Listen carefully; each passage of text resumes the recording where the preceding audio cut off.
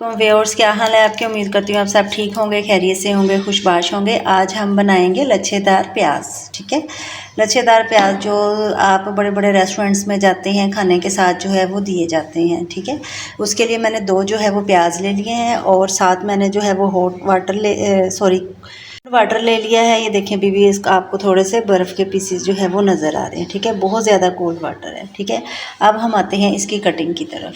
छिलका जो है वो हमने ऊपर से उतार लिया है। अब हम आते हैं इसकी कटिंग की। इस तरह से हमने इसकी कटिंग करनी है। ये देखें, बिल्कुल ये लच्छे की सूरत में बन जाएंगे।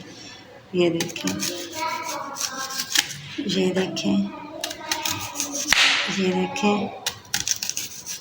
ये देखें, बिल्कुल बारीक काटने हैं, ज़्यादा मोटे ना हो।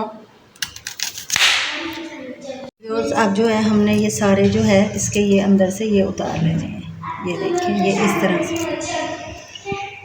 ये देखें, हमारे जो है वो लच्छेदार प्याज जो है वो बन के तैयार हो गए हैं।